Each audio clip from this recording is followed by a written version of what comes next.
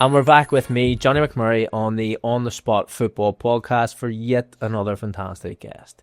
Tonight's guest is one football journalist in Belfast. He works for the Bell Tale, has his own podcast, and shares the room with a couple of legends. It's my pleasure to introduce Mr. Keith Bailie. Keith? Johnny, thank you for having me here. Thank you. My wife said to me that I shouldn't come on this. My wife just said that Johnny is far too handsome and you're going to look you know what? in that podcast. It's exactly what I needed tonight. I needed somebody to pick me up. So you tell the other half, thank you very much. I needed that. Oh, there you have it. How's things? Things are good, yeah. I'm off this week, which is great, so I don't have to be in the office. So I'm quite happy to be spending a bit of time with you rather than to typing away. Absolutely, from one podcast to another, but... Well, this is it, yeah. Bell Tale Football is, great show. We had you on last season. We really enjoyed having you on. David Jeffrey is such a legend on it, and so is Stephen Bacon. We've moved to YouTube this year, so we're doing a lot of stuff like yourself on YouTube. So that's going well as well. So it's good fun to cross over and do a show with yourself. It's a pleasure to have you on. I know that I try and keep my guests on like a wide variety of different amounts of people, what they do, what they like to do. You being a journalist is something that I enjoy because journalists love to put their opinion across and obviously study the league, and being a journalist in Northern Ireland's quite a small population of football, but with massive opinion. Yeah, well, this is it. I mean, I think we have got a responsibility to report the game fairly and to try and bring a bit of colour and a bit of life, because football in Northern Ireland, the Irish League, it isn't the greatest standard in the world. It isn't the Premier League, but there's so many great characters in it. There's so much colour to it. There's so much life. And I think like people like myself and my colleagues have a job to tell the stories and to get underneath the skin of the game and to bring a bit of colour to it. I think that's what it's all about. There's a lot of things that you do, and we spoke about this just before we kind of got on air there, but there's a lot of different stories that go through the Bell Tale. There's a lot of different people that make that cog turn in terms of sport in Northern Ireland. As you touched on there, Biko and David are probably two of the people you work with quite closely, but I know they all do different sections, but is it all divided? How does it work? Because it's one of the biggest newspapers in the country, and you're one of the main people in it, so it's a complete interest in me on how these things work. And I'm probably not one of the main people on it. I'm down the bottom somewhere. Now, Paul Ferguson's our sports editor, and he was, you'll know his name from the Sunday Life, been sports editor there for a long time. He still has that role, as well as doing the Belfast Telegraph sports editor. Billy Weir's there, and James Tate, and then we've got sub-editors like Conor McLaughlin, who you'll know, he's a big Cliftonville fan, of course. Stephen Bacon's our chief sports writer. He was away and then he came back again, and he's somebody that I remember doing work experience with when we were at 16. So it's amazing how these things come full circle. We've got David Jeffrey, who is a columnist with us and comes in and does the YouTube videos with us. So yeah, we've got a really talented team there. Myself and Adam McKendry, we work away on the digital side of things. So I'll do things like the YouTube videos, and then we do live blogs and all that good stuff that people really enjoy, and people respond really positively to it. I mean, the Belfast Telegraph has a history of covering Irish League football, that dates back over 100 years. But I think in the last number of years, we've really pushed it to the forefront. It's always been at the forefront, but maybe now more so than ever, and people respond positively to it. You have a responsibility there to give quality long reads. I write my own column. David Jeffrey has his column. You want to give people something that they can sink their teeth into, and I like to think that we do that. In terms of you being a journalist, how did that come around? Is that something that you grew up always wanting to be involved in, like sports and journalism, and that was kind of your niche, or how does that come around for you? I mean, it comes out of a genuine love of Irish League football. Okay. Like a lot of people, when you first played football when you were, 6, 7, 8 years old, you were probably immediately quite good at it and knew that you could play and you were better than most of your wee mates at school. I was rubbish, and knew immediately that I was never going to have a career. I'm not like, you'll have like Stephen O'Neill on here, or Michael Clark or Mark McIntosh, and they'll give you some sob story about how they were frustrated footballers and they got an injury, and I never. There's definitely one person who did that. Yeah, in fairness, absolutely. The Sunday League management career took off. Bucket seniors and all that. Yeah. Listen, I knew straight away I was never going to be a footballer, but I love football and I wanted to find a way into it, and journalism was that. But it really comes out of a genuine love of Irish League football, and a love of Ards Football Club. That's where it started for me. Right. First game that I ever went to was, I think it was maybe 7 or maybe 6. It was in 1992. Ards played Abbey Villa in a friendly. Abbey Villa were a club from Malile, an Amsterdam club who my dad and my uncle both played for. I went down to a friendly there. It was the opening of Adams Park. And from there, I started to go to a couple of Ards games with my dad and my uncle Ronnie. Ards got to the cup final that year, got beat by Bangor, unfortunately. I don't really have great memories of that, but within a few months of that, January 94, Ards, captained by David Jeffrey, who I now work with, won the County Antrim Shield, January 94, 4-2 against Crusaders. It was a brilliant night. When they say never meet your heroes. Oh, I mean, it's full circle for me. I was like a 7-8-year-old singing David Jeffrey's Red and Blue Army, like working with him every week on podcasts and columns. It's, if you told me that when I was 8, I wouldn't have believed. I mean, my first question would be, what's a podcast? But I wouldn't have believed absolutely. No one would have knew back then. So I went from that, really falling in love with Ards Football Club and following them home and away, more away in Ards' case, but I just absolutely loved it. And I ended up doing, when you support a smaller club, and I would never say Ards are a small club, but they're not as big as the really big names in Irish League football. But I did anything and everything for that club over the years. I wrote for the programme. I formed the supporters club. I took the money on the bus that went to games. I sold shirts. I ran a stall that sold the shirts and the hats and the scarves. I worked on the turnstiles. I did all these random small jobs at Ards just because you wanted to see the club do well and you wanted to be part of it. So it was a genuine love of Irish League football that brought me into journalism, because, like I say, I realised it was crap at football. I wanted to find a way that I could have a career in football without actually being any good at it. And I always had a bit of a knack for writing in school, so it was an obvious pathway for me.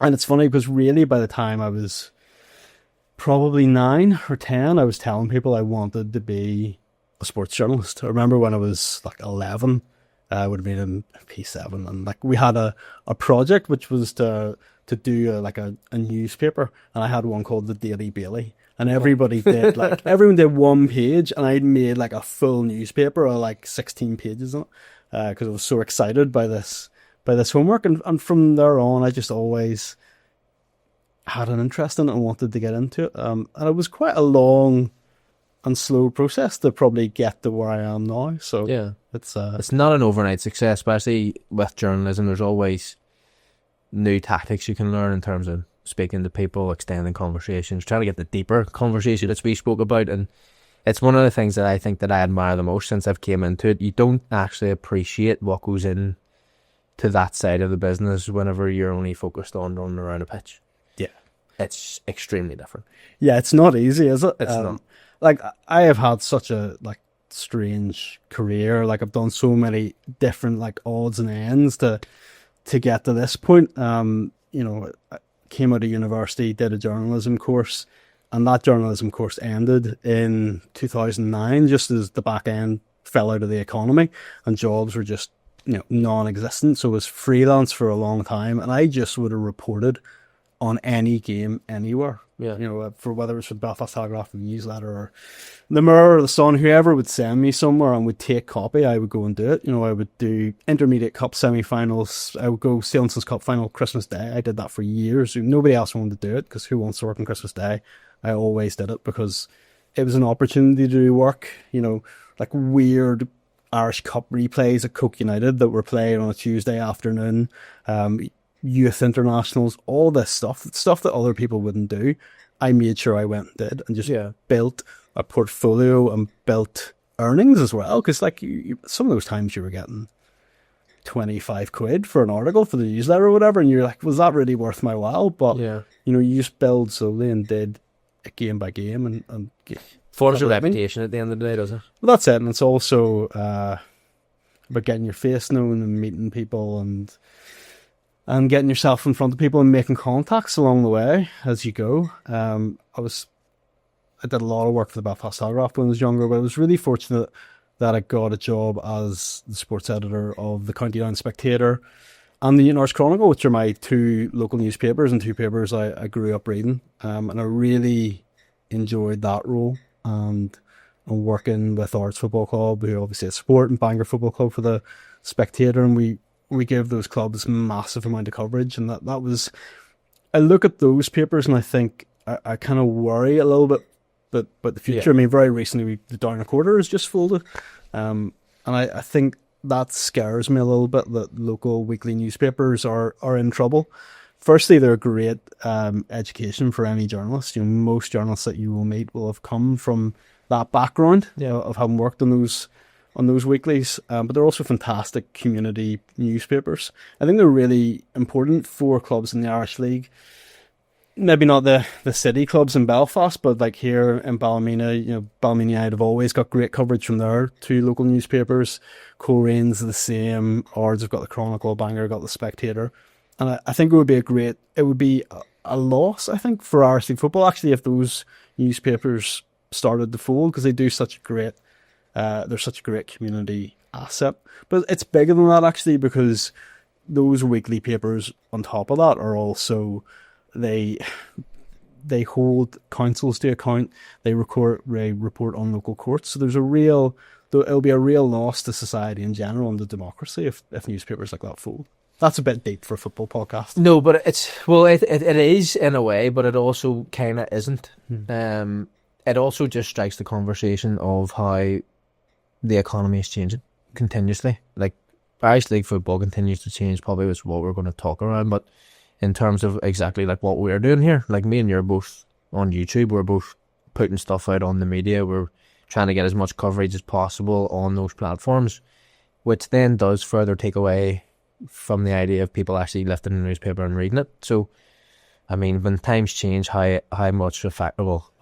effective is a newspaper going to be for the younger generation whenever all they want to do is sit on a smartphone at the end of the day? Well, this is it. I mean, people have been telling me that print newspapers are going to die out in 10 years for about 20 years. Yeah. So somehow newspapers keep to survive. On, they keep surviving, but there's no doubt that numbers are dwindling in terms of readers, and if the companies involved aren't in a good place to transfer over to digital and to monetize that, they will fade away and die, and that's a real shame, because there's so many great titles out there.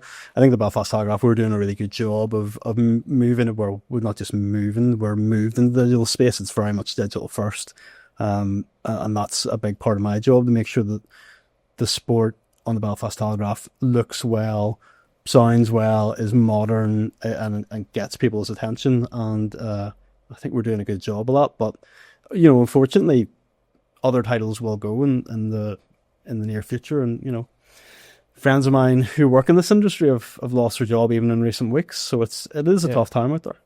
In terms of you being in that sort of media highlight of a Telegraph, like a paper, and you look and consider about what the paper was like 20 years ago.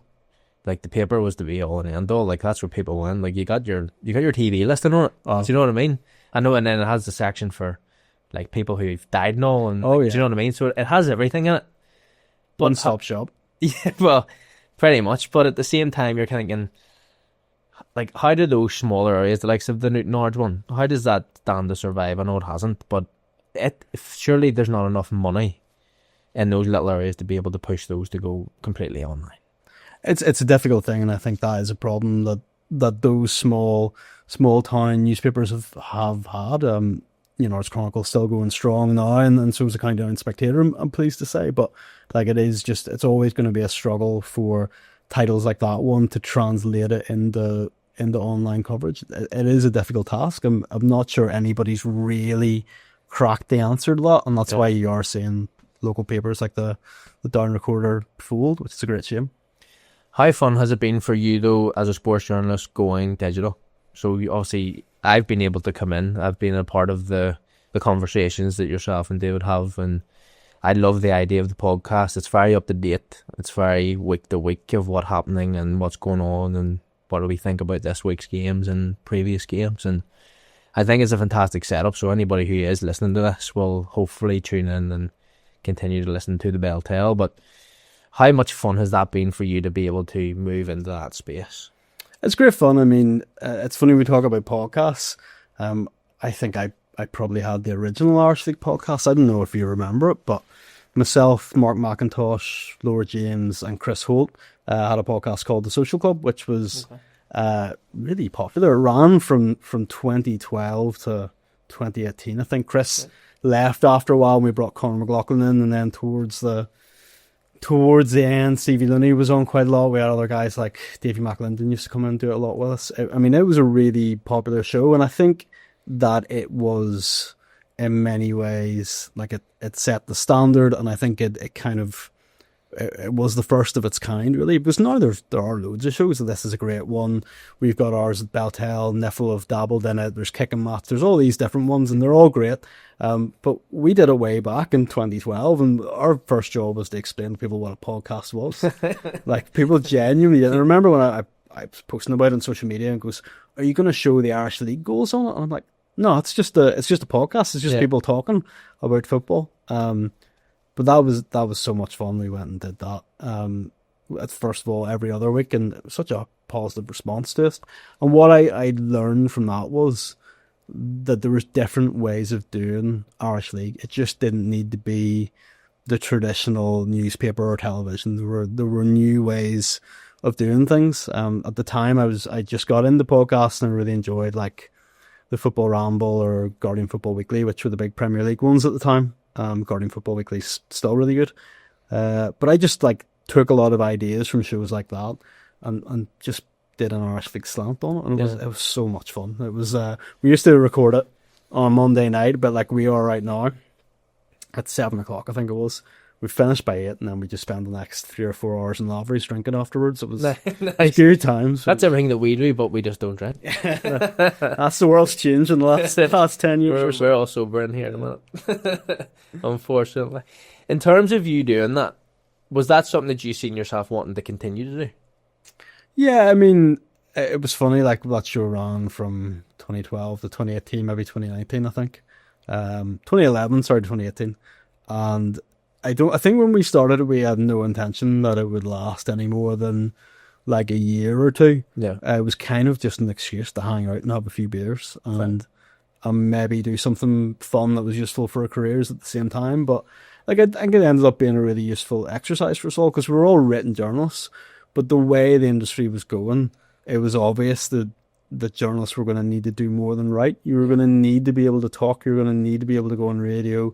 You were going to need to be able to present essentially on YouTube, which is, basically television, right? So it was a good exercise, I think, in broadening all of our skills. But that's not why we did it. We did it to have a laugh. We did it because, again, it goes back to what I said at the start of the show. It's like a genuine love of Irish League football, and wanting to present the game in a positive light, and wanting to shine a light on stories of players like yourself, and have discussions and debates about the really meaningful talking points in Irish League. Well, I feel like seeing you talking Irish League is it's the main reason why we're here. Yeah. Do you know what I mean?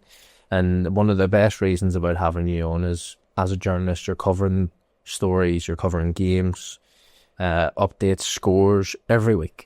And you're sitting with two of the best people to probably be doing that in terms of David and Big O. So what's your opinions on the Irish League at the minute?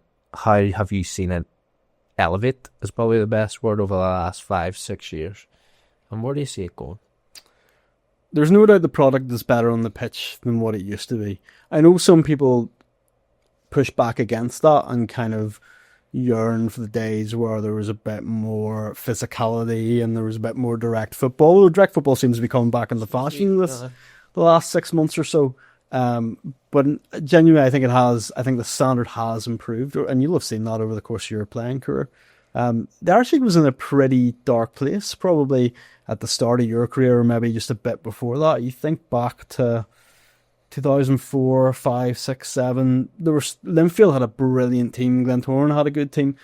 But you look at the rest of the league, and it wasn't great. You were getting really smaller clubs like Limavady United would have like a top 5 finish, or Lisbon Distillery would be doing really well. And you would think, well, that's great, fair play them. And so it was. But that was happening because Glenavon were in absolute state. Crusaders were an absolute state financially. Portadown had massive issues. Cliftonville were a really poor team, until probably Eddie Patterson came in a little bit after that. So there's a lot of big famous clubs around that 2005 mark where Linfield were dominating. They were in a really bad way. Yeah. So when people say 20 years ago Irish League football is much better, I'm like, no, it wasn't. No, it wasn't. It might, if you're a Linfield or Glentoran fan, you might think it was better than 20 years ago. But for the rest of the league, no, not really. In hindsight, though, everybody enjoys a period of winning. Do you know what? This is it. Or their team being semi-successful. Yeah, this is it. I mean, if you're a Linfield fan and your team won 6 doubles in 7 years, you're going to be like, that was a great time for the Irish best League. game ever. Unfortunately, it wasn't so much if you were, supporting Coleraine. And if you think about Coleraine, they went completely bankrupt in 2005, I think it was. Oma Town folded and never came back, although I think they're a bit of a resurgence now, but that's taken 20 years for that to happen. My club Ards lost their ground in that period. Bangor fell through the floor. Eventually Lisbon Distillery dropped down the ranks. I mean, it was there's been a lot of fallout to get to where we are now, but what you've seen, I think, in the last 10 years, push towards professionalism. I think there's better standard across the board. You can go now and you can watch a game between 10th and 11th in the top flight of the Irish League, and it'll be a good standard of football. If you go and watch a Bangor and Carrick Rangers game, there's good players all over the pitch, and it's a hard competitive standard. I think professionalism has, I know not everyone's a fan of it, but you can see the 4 clubs that are professional at the moment. Again, the standards have improved there. They're playing a different brand of football.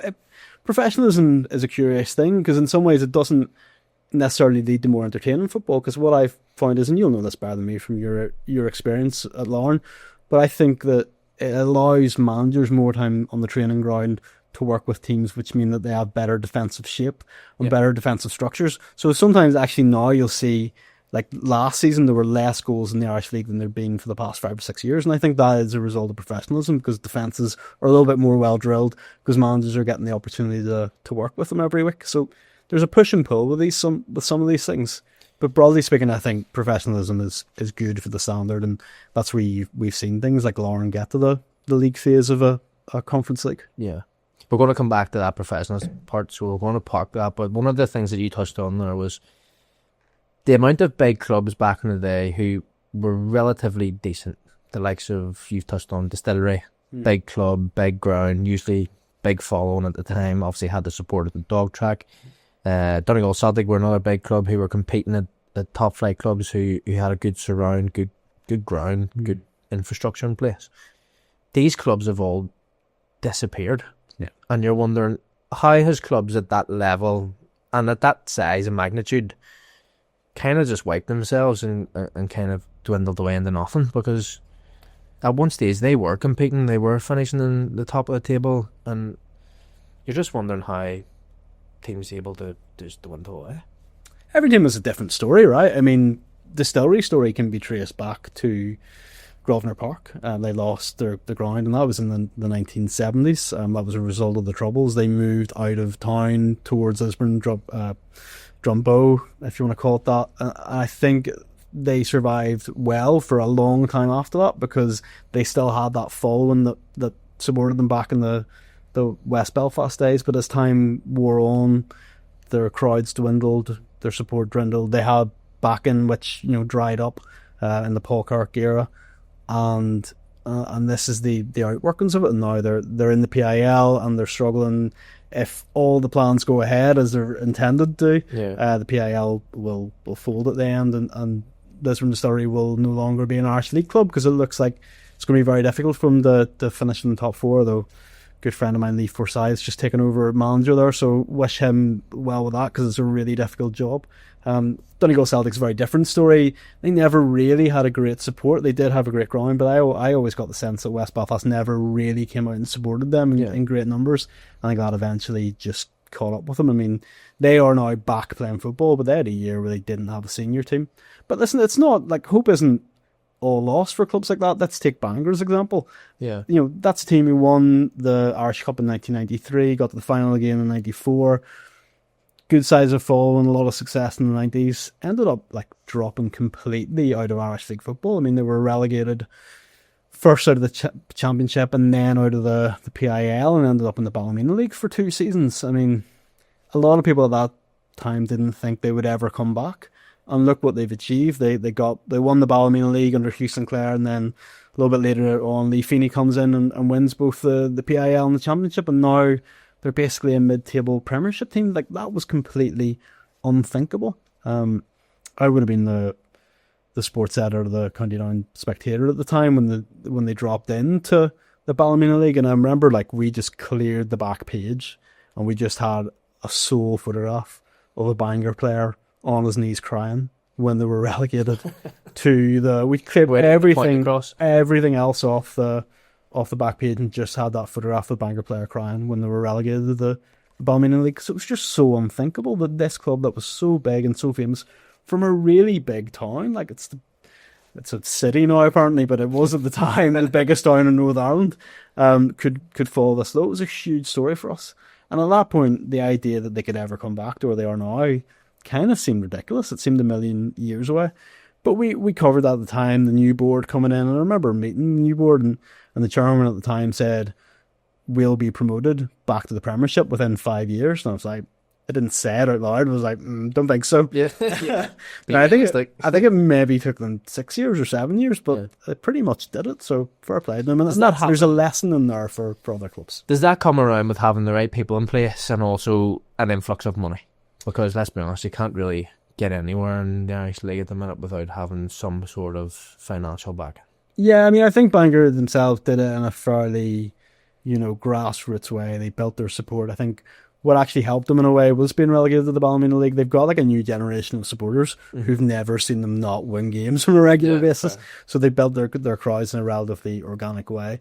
But yeah, I think it is very difficult now to be a top Premiership club or even a medium or towards bottom Premiership club without financial backing. Like, you look at the Championship and there's clubs there who are not towards the top of the division, who are not massive clubs in any way, yet they're winning the league or they're near the top league, and that's because they've got great financial backing. Yeah. Now, obviously, they're spending that money well, so I'm not trying to take away anything from the managers there, but that's the name of the game. If you can bring a bit of financial backing in, then you can get up the leagues. Rumours of Bangor going full time at one stage. That would require serious financial backing. They would probably need an outside investor, I would imagine, to make that financially doable. I don't think, in terms of full-time football, I don't think that's possible on its own just with like gate money. Even if you're getting 1,500 to 2,000 a week through the gate guaranteed at 15 quid a head, that does not scan to being able to have full-time football. Well, what are you talking about? You're talking about 20 players all on 30 grand a year or more. You're talking about 5-6 backroom staff all on, so you end up with like 30 people on full-time wages. Like, that's actually quite a big company when you think about it. Like, if you met somebody who said, oh, I run an organisation with 25 staff members all on full-time wages, you'd be impressed by that. But we're talking about Irish League clubs doing it. To me, like, that is not sustainable unless you have somebody like a Kenny Bruce or an Ali Poor underwriting it and paying for it. You're just not doing that off the back of crowds. Maybe Linfield can do it, but we all know they're a massive club with the facilities to take advantage of. You talk about sustainability, and we've watched clubs pour money into the Irish League over the last couple of years. Full-time football's the big thing, which I'm fully backing of. I think it's fantastic. I got to be a part of it. I got to live sort of like a small dream of going full-time, which was something I always wanted to do. But at the same time, from a business perspective, I highly doubt that most Irish League clubs are making a return on their money. Well, this is it, and I'm very wary of the whole outside investment thing at the moment. Now, if somebody comes through and they're like, I love this football club, and guess what? Happy days. I've got buckets of money, and I'm going to put £1 million in each year, and I don't really care if I get the money back. I just love this club, and I want to see them do well. Fair enough. That can work. That can work. But if a person comes in and goes from the outside who has no affinity to this club naturally and sees it as a business opportunity and thinks they're going to buy this club and make it successful so they can eventually make a profit out of it, I'm always very suspicious of that, because I think it's almost impossible to do.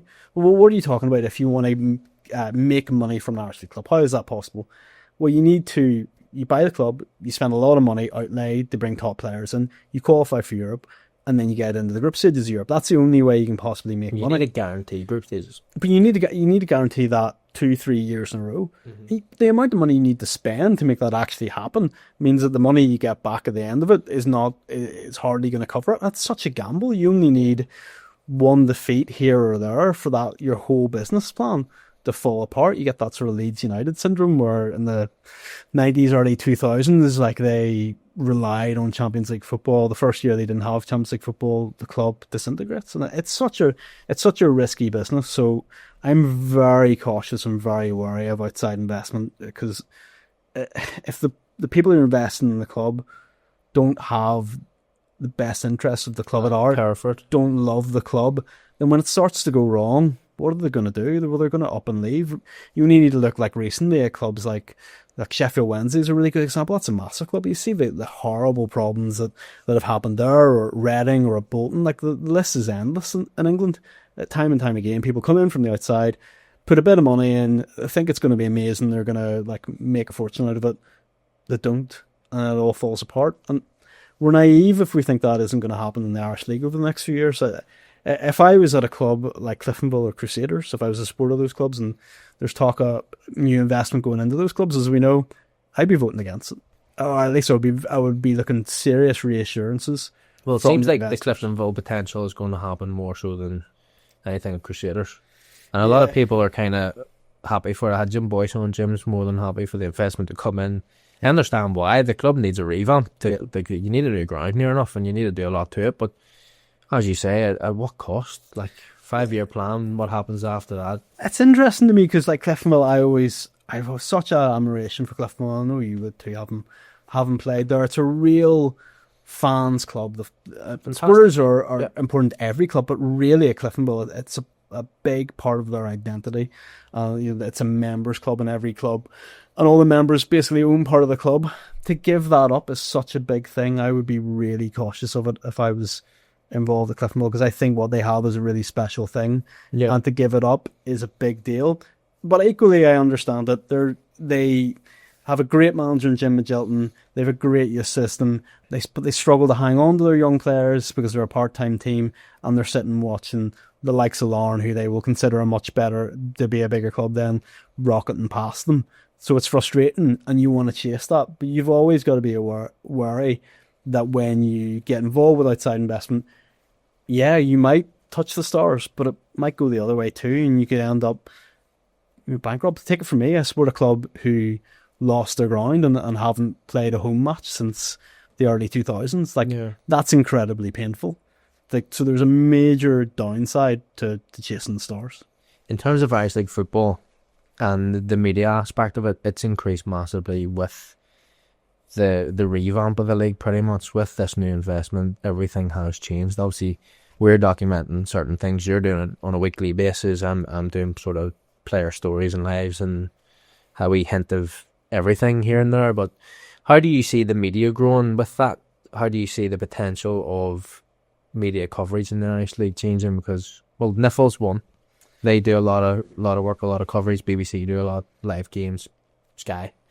Yeah, I mean, there's never been more coverage of the Irish League than there is now. Like, if you're an Irish League fan, we live in Halligan days. You're really blessed. You can listen to like 5 podcasts. You can watch all the goals back. You can watch like at least one match every week via streaming.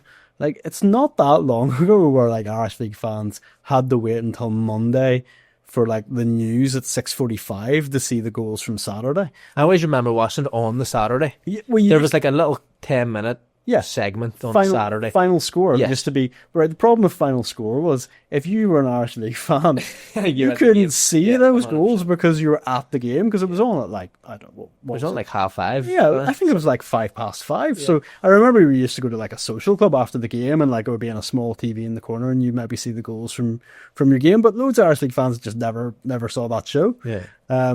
So for many people, it was like 6:50 on a Monday, you would get a quick glimpse of the goals on Newsline or on UTV. So now the fact you can take your phone out of your pocket and you can just watch the Glenavon goal like 10 minutes after Glenavon have scored or whatever, like it's pretty incredible. And I don't think we should take it for granted. I think sometimes some people in the Irish League have a bit of an entitled opinion to media coverage. They think that like we are due this and we deserve this. I think the Irish League clubs and NIFL have to work with the media to ensure that this level of coverage is maintained. You know, you look at the BBC and they're doing more or less one live game a week by the iPlayer, and Sky do, I think it's maybe 6 a year. But like you will hear people complain about the fact Sky do games because it means that a match is maybe moved to a Friday night or a match is moved to a Sunday afternoon or whatever it happens to be, and people get a bit annoyed about it. But like it's really not that long ago where the idea of an Irish League game being live on TV was absolutely bonkers. Like you just couldn't envisage it. And now we're completely blessed. In terms of like the written media, again, I mean, what we're churning out of the Belfast Telegraph is an incredible amount of content. You know, you go onto our website on a Saturday night and you will get reports and interviews with all the managers from all the games. You know, it's turned around really quickly. People will say about how they missed the Saturday night. You're maybe a bit young for the Ireland Saturday night, Johnny, but it ran up until about 2005, and it was a paper that came out immediately after the games and had all the reports on it. That obviously that was around for 100 odd years. It's not there anymore. But you have it on your phone now. Like you can, if you log on to our app, you'll get, you know, reports from every game and so much more. So like we are really lucky compared to what it used to be. Will it grow? There's new avenues opening up all the time. There's new ways for people to create media, and you're a perfect example with this show. I mean, you've put this together with your friends here, and like to do this like 20 years ago would have cost you a fortune because you would have needed to have like a full. Still probably cost Alan. Unfortunately, it doesn't cost me anything, but it probably cost Alan normal leg. But what I mean is like this would be like production would cost like thousands and thousands years ago, but now we can do these things at a budget, which means they're possible. So there's so much more out there than there was, and you'll see more on YouTube, and you'll see more. TikTok's a big thing. I mean, social media moves on all the time, so TikTok's a thing at the moment. It might not be in 3 years. Twitter's kind of dead now, right? Twitter's where it used to be at about 15 years ago. These things move quickly. Everybody had their opinion on that, didn't they? Yeah. God, you say whatever you wanted on that. There were a few rows back in the day. I don't miss those days. Oh, man. I still get a bit of stick on it from time to time. But it's a constantly changing and shifting landscape. And I think a lot of the things that we grew up with and we're used to will probably fade away, and new media and new opportunities will come forward. Streaming's obviously massive. You can see in the League Ireland now, League Ireland TV is a huge deal, and you can You can stream every game. Their coverage is phenomenal, I think. And the way they go about doing it, even is it the Virgin Media TV? They do the one game a week. I think the way that's set up is, I think it's the way forward. I think that we should be trying to implement that in the Irish League. This is the thing. Something that clubs get frustrated about is that the TV deals that we have in place aren't massively financially beneficial. There is money there, and the clubs do relatively well out of it. But if you compare it to other leagues around Europe of a similar size, we're probably lacking. But a TV rights is only worth what someone's prepared to pay for it. Mm-hmm. So if you think, the BBC aren't paying enough, well, why would they pay any more unless somebody from somewhere else is going to come forward and put a bid out there that's going to blow them away? And that's unlikely to happen. So I think, so I do think we need to be careful when we complain about games being moved, or careful when we complain about, Friday night matches and all that sort of thing. That we should embrace the media that we have, because we are fortunate to have it. We've come a long way in a short period of time. I think if the likes of NIFL and clubs continue to work with media outlets, it will only get better. But I push back against this idea when people are complaining about Sky Sports doing games and saying the coverage isn't good enough. It's like, let's remember where we've come from. Yeah, like you did have nothing 6 years ago. In terms of coverage, in terms of the games being moved, as we spoke about there, Friday games, some Sunday games, what's your opinions on games being moved personally? Because I actually love a Friday game. Yeah. Not that I've got the feature on one at any times recently, but as a player, a Friday game is so much better than playing on Saturday, I think. I think you've got to embrace it, and I think like ultimately what I think is good is if you have a spread of games over the weekend. I like Saturday at 3 o'clock, as many fans do, but like having all 6 games at 3 o'clock on a Saturday doesn't make an awful lot of sense. I'll give you an example. I live in East Belfast, pretty close to where I live. You've got the Welders, you've got Dundela in the Championship, and you've got Glentoran in the Premiership. There was one day earlier on the season where all 3 of them were playing at 3 p.m. on a Saturday. Yeah. That's madness. Like, if you want people to go to those games, it's crazy to have all 3 games within a mile of each other at the same time. Glentoran probably aren't the ones that lose out there, but you can imagine that's going to affect the Welders crowd, it's going to affect Dundela's crowd. So you need to think creatively and you need to think outside of the box. So I don't agree with Jared Lawler and everything, but I do agree with him. I think that's something that I was going to mention that there. I think that's something he's tried to work out very well. He has tried to experiment with game times and trying to look at figures and statistics on the amount of people who are coming in on Friday night for certain games and trying to move it about. Nobody wants to play in front of an empty crowd.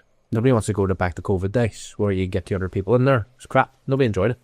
You want thousands of people there watching the games, and at least personally, I think at least he's trying to make that happen again, because you've touched on there before that some of the big games, the big 2 were playing, Linfield and Glens back in the day, you were getting 10, 15,000 at the Oval. Yeah. You want that? Yeah, of course. Yeah, well, I think it might be a health and safety hazard at this point. No, the Oval is, you might fall through the Oval at that stage, but I mean, at least they're potentially getting their money now. You know? No, absolutely. Listen, I think an ideal setup is that you've got like one game that's streamed live on a Friday night. That's your 7:45. You maybe have 3 or 4 games on the Saturday. Maybe you have one Saturday evening game, and then you've got a Sunday game. That's a great spread. That means that you can, if you're a ground hopper, you can get the 3 games. If you're a fan, you can watch your team play, but you can also watch maybe another 1 or 2 games on TV. And I think that's the way to go. And I understand the frustration that there's a lot of traditionalists out there who want to see their team play at 3 p.m. on Saturday, but it's a really crowded market. And if we put all of our football, if we put the Premiership and the Championship, 6 games in each, we put them all on at 3 p.m. on Saturday, it doesn't make an awful lot of sense. I think you need to have that spread. The Sunday was a big miss. Yeah. The Sunday was bad. Which game are you talking about? I think every Sunday game. Yeah, never. You don't think it works? No, I don't think. And the atmosphere feels a bit flat up, doesn't it? It feels a little bit different. No one really wants to be there, I don't think. Yeah, I understand doing it. I understand trying it. I mean, if you don't try these things, you'll never figure it out and find if it works or not. I think we found out that it doesn't work. I think it's like different for different clubs, right? So I don't think there's like a one-size-fits-all answer to this. Like, you can see that certain clubs do really well on Friday nights. Some clubs maybe it doesn't work for as well. Like Sunday might work for some clubs down the line. I think Cliftonville seem to do quite well out of it. Now, I agree with what you're saying.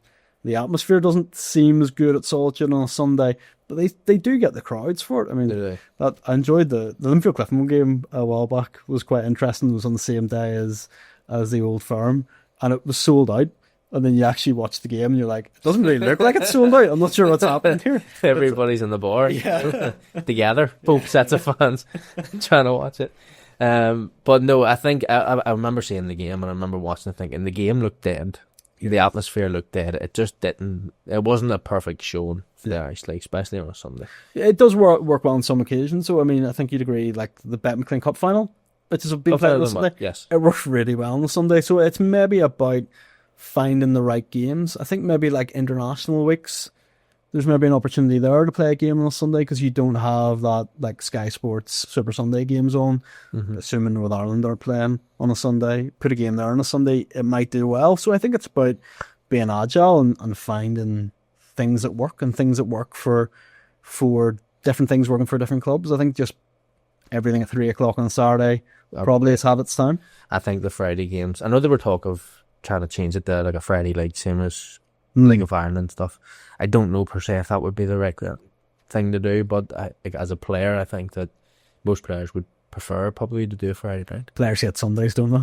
But players hate Sundays, absolutely, because everybody wants to potentially go out on a Saturday night. Yeah, it ruins your weekend. And plus then, if you go out on Friday, then you can go and play Friday go straight out after Friday night, and then you could probably have a double header, which is fantastic. Do you know what I mean? It just all depends on how you weigh it up. Look, that Sunday's a nightmare, particularly for the part-time players or on Monday. It's like, plus you don't like, you want your Sunday dinner. Do you know what I mean? 2:00 hits, you want to be feasting. You want a good Sunday roast, and you want to be sitting on the sofa watching TV. So no, well, that's maybe why some people maybe look a wee bit heavier than others.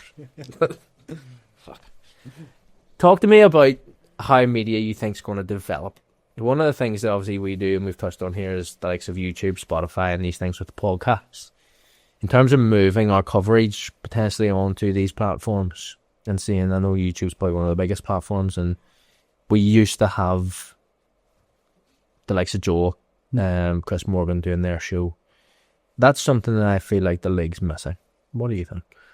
well, history tells us that various shows don't last very long, right? Yeah. I mean, for years and years and years, all Irish League fans would say is, we want the highlight show. The BBC did one, and well, it didn't last very long. And in fact, it felt like it had a slightly different variation every couple of years. Like the BBC would tweak it some way. I thought the best version of it was the one you mentioned, which was, I think it was Final Score 2, it was called at the time. It seemed to change the name a lot with Chris Morgan and Joel Taggart. I thought that was best variety. But they did various other attempts at it. And it obviously didn't massively work for them, because if it did, they'd still be doing it. So I think that's a curious one. I always enjoy a good highlight show, but I think we live in an age where you can get the goals almost instantly in your phone. You can. So the concept of a highlight show almost seems to be a little bit dated, which is a bit of a shame, because I think it's like a good thing to have. I think it just gives you more detail. Yeah. And the actual league. And it's nice to look back at a goal, and if there's a debate over offside, and have like a pundit sit there and go, well, listen, we've looked at this and here's what we think. And that's an interesting thing. I know from speaking to a few guests, a few ex-referees, that they're saying that they're glad it's gone. Yeah, I would say so. Because the referees were picked on, definitely. But yeah. I mean, I get that with the decisions, but I think around the league, and as you're touching on, BBC are very good at getting out those little clips. You can do the BBC Live and you can watch it and pour it down, score 10 minutes there, the game's up, the goal's up, and it's 1-0, and it's vice versa for every other club. So I do understand where you're coming from. I just think that it would give the league something different. Yeah, it definitely would, but I mean, things are only going to be done if they work. You know, if people actually if you don't tune into something, that won't last very long. I mean, something that is interesting is like, you've got this podcast, right? But look how there's been so many different Irish League podcasts or shows over the years that come and then go a couple of years later. Why is that? It's maybe because people aren't tuning in them in massive numbers. So if there's something out there and you're an Irish League fan and you love a particular show, make sure you listen to it. Make sure you download it. Say that you like it on social media. Because if you don't do that, like, it might not be there in a year's time. You know, things come and go pretty quickly. I think something that you're going to see more of in terms of online written content is that you will need to pay for it. I think the era of getting a lot of stuff like free written content online is disappearing. The Beltel do that now. Yeah, we've moved to a paywall model. Some of it is still free, but then a lot of it, the more quality stuff, the long. They give you the first 4 lines, which annoys me, and then you're like, oh. That's when you need to sign up, right? Paying for it. You've got to pay for it. Come on, I got to. But seriously, on a serious note, I think like the idea of like all that content just being completely free is gone or is dying. I mean, you go to various websites and they would have a match report, and you're bombarded with ads. Like, that is a format now that I think it's very difficult for that format of something just being supported by advertising isn't really working anymore. So you're going to see all those sort of outlets moving towards a paywall model. Obviously, the BBC is a different situation because they're supported by the license fee. Who knows how that's going to change in the future? But I think the era of everything being free online is probably disappearing, and we're seeing. Well, how do you see that developing as of we speak? Because you guys are probably one of the first people to actually step into that realm and put like a price on written pieces of work. Yeah. How is that working for the Belfast Telegraph? It's been a massive success for us, across the board. So what you're saying is I should charge people for the Well, yeah, why not? I mean, okay, you're talking about this show and potentially charging for it. Why not, right? Nobody will be watching it. That's why not. Fuck you, McMurray. Robbing bastard. But I think down the road, you've got to think about that, right? Because if you are putting, and your colleagues here are putting a lot of effort into this and putting a lot of time into this, like at some point you've got to make this work financially. And I think anybody who works on a show like this needs to think about down the road, why are you doing it? Because if you're just doing it and you're not getting anything back from it, then like where's the payoff in that? It's hard for me too, and I understand where you're coming from. And when you do enjoy something, you don't mind doing it. Yes, it's just a problem. Everyone would love to be paid for absolutely everything they do. My thing is asking people to give up their time. The likes of yourself, the guests who come on, they donate a lot of time to travel on a Monday night just to sit and have a conversation that, quite frankly, doesn't benefit them in any way, bar the fact that they're doing it for me, which is so lovely. Yeah, but you know what I mean? That's because I like you. I like David. I like the idea of being on, and I like being in the media. So for me, that was pleasant. I enjoyed that morning. Whereas I'm like, you're coming out of your way, usually after work, 6 o'clock at night, to come to a podcast for 2 hours, and you're not getting home to 9, half 9, 10, depending on where you live. So it's somebody's dedicating a lot of time, and you can't really give them anything, bar a lovely hug at the end, which is why I've started. And who doesn't want a hug? Do you know what I mean? But that's where I am. Like, I understand in terms of what you're saying in terms of people being paid, but I just think that like and this isn't necessarily relating to football in Northern Ireland. This is a broad thing. It seems to be that there's an expectation out there that journalism should come for free, and I don't agree with that. Like, if that's the road we go down, journalism will continue to suffer, and people will continue to lose their jobs, and we will have a much less diverse and a much less interesting media before it. There has to be a price on what we do, and that's up to us to make it worthwhile, that people want to pay and people want to subscribe to things. But I think the era of and this is what we got for the first like 20 years of the internet, right? Everything was just free. Like, newspapers were just taking their copy that they used to charge people £1.20 to buy the paper, and we're just putting it online for free. Like, that hasn't served the newspaper industry well. So in terms of the paper, obviously you have to charge. You charge online, and you obviously charge for the paper as well. What is that going to be like? Is there a way where the Belfast Telegraph will ever just get rid of the paper and just go completely online? I mean, I find it hard to imagine the newspapers will exist in like 10, 20 years' time. So just moving with it. I think generally print newspapers will eventually die out. I mean, I'm definitely not in a position to say when that will happen. It's hopefully a long way off, because I still really enjoy a printed newspaper, particularly like the Sunday Life, sitting down and flicking through the pages. I think it'll be a sad day when that happens, but there's an era of inevitability about it, because if you sit in the train, I use public transport a lot. It used to be like 20 years ago, you would see everybody reading a newspaper, and now you see everybody on their phones. So media outlets are we're all in a battle for eyeballs, and you're fighting against a lot of different forces there. But I mean, things will change inevitably as time goes on. I think there's a sadness to that, but it's also just a reality. Talk to me about the Irish League. Talk to me about the standings. Who's impressed you? Who hasn't impressed you? That's just a starting point. I mean, it's painful for an Ards fan to say they've been impressed by Bangor, but yeah, I mean, Bangor have done far better than what anybody expected them to do. I think Lee Feeney's done a superb job there. Coming up from the championship, it can be really difficult, but they've managed it very well, and they're in mid-table, and it doesn't look. You can never say never in the Irish League, but it doesn't look like they'll be involved in a relegation battle. So they've impressed me massively. I think Larne, a lot of people were predicting the downfall of Larne. You after Kenny Bruce left, once Nathan Rooney was sacked really early on in the season, people were like, well, that's a club in crisis. That's a club that's fallen apart. doesn't look anything like it right now. It looks like a club who Gary's kind of steadied the ship. Gary Evans done a superb job. Thankfully it took a long time, but thankfully they gave him that job because goodness me, he's earned it. He's basically did. God, he's a cat. He's got 9 lives. Doesn't he? He's just been getting as the interim, constantly keeping the club level, and then somebody's coming in. So fair play. I'm glad eventually they've promoted him and given him that job in the permanent time permanent basis because he definitely earned it. They're serious title contenders. They're kind of going under the radar. Well, this is it, but that won't last for much longer, right? People are going to start talking about them seriously. Linfield haven't been massively impressive this year, but at the same time, despite that, they're still there. You can't overlook them. But like if you're going to pick who I think is going to win the league, I think it's going to be Coleraine at this point, which is a really easy prediction to make. But I just think they look incredibly impressive. They have a really good blend, like defensively. Some super players there, like Cody Lyons Foster and Charles Dunn are superb centre backs. Great blend. Midfield, I think Dylan Boyle's a superb midfielder. Dylan Boyle's one of the best midfielders in the league. One of the best midfielders in the league, hands down, without a doubt.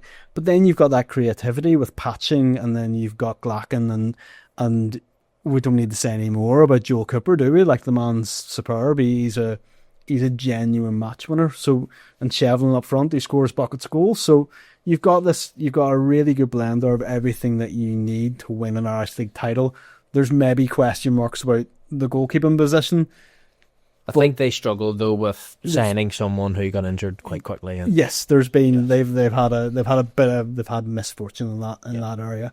But I think Coleraine are really well placed, and I think it could be the season that they win the league for the first time since 1974, which is, we know why, it's happened because Rory Higgins is doing a really good job. It's also happened because a lot of money's been put in, but it's not a bad thing for the Irish League to have It's also not an easy job for someone who has, yes, you have a bucket load of money to spend, but you can spend that money and not make a team gel. So I think we've seen a lot of credit has to go to Rory in terms of what he's done. We've seen money wasted in the Irish League before, and Rory Higgins has came in and immediately spent money well. So you have to give him credit for that. They've identified top talent and brought them in. Patchin's just such a great signing. Yeah. But even one, Charles Dunn's maybe like not one that would immediately, that you or I maybe would have known about, but they've went and got him and he's made a big difference. So yeah, I think they're really well placed, and if they do win the league, I mean, what a night that'll be at the Coleraine Showgrounds. That's a big club. I mean, you could argue this point all day, but arguably the biggest club outside Belfast. They haven't won the league since 1974. The night or the day when they secure the league, whether that's this year or in the future, will be huge down there. And they're getting great crowds, and with better facilities, they could get even bigger crowds. So I think Colerane's progress and success is a good thing for the Irish League. I think it's been really positive. When we look at the other side of the league and we see Glenavon being so kind of rock bottom in a complete rut, what's your views on that? Because obviously Paddy's a fantastic manager. He's a fantastic track record. He's went in there. People are thinking he'll turn this sort of ship around, but he does step in last season. But was it 9? It was terrible. Yeah, it was. It was first 8 games of the season, 9 games of the season, to lose that in a row. It's very difficult. I'm sure you rate Paddy incredibly highly. I do, yeah. I do as well, and I was stunned by the fact that Glenavon had such a bad start to the season. And you get a lot of colleagues in the media who were defending him and saying that he shouldn't lose his job and Glenavon stick with him. But it's easy to say that, but it's very difficult to say it to a supporter who pays £15 in every week and they're seeing their team lose every week. Like, that's a really tough experience to go through, and I think Glenavon weren't really left with much of a choice in the end. I think it's Michael Connor has a very difficult job in his hands there, and if Glenavon are relegated, I think he should be given the opportunity to go again in the championship and work from there, because to come in having not picked up a point in what was basically the first quarter of the season, I think it's almost impossible to stay up from there. they've had some really good results. The Glentoran win was superb. Massive, yeah. They're struggling to do that on a consistent basis.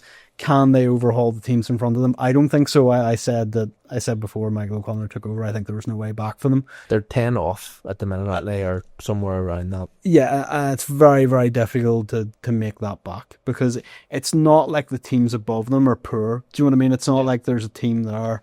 I don't see someone like Portadown or Carrick or Bangor losing 6 or 7 games in a row. So I think it's a really long way back for Glenavon. And that's a massive shame, because they're a club with such great history. The crowds maybe aren't amazing at the moment, but the potential is there. We all know, we've seen it in the past. So you just kind of see Glenavon as like a stalwart Irish League club, aren't they? Every season you just expect them to be. Yeah, but they've been down before. They went down. I think it was the 04-05 season they were relegated in, or maybe 03-04. But they went down, came straight back up via the playoff the next season, and haven't been out of it since. So, they're not going to go away anywhere. They'll go down on the championship. You know what? Their fans might quite enjoy it. I watch a lot of the championship. Great competitive standard of football. Get to visit new grounds, friendly people. And if they hold on to the team that they have at the moment, there's a very good potential that they could potentially add and come back out. Yeah, add a few faces to it who know the championship well, and you can come straight back up again. But there's actually no guarantee of that now, because going into the very difficult. There's all these.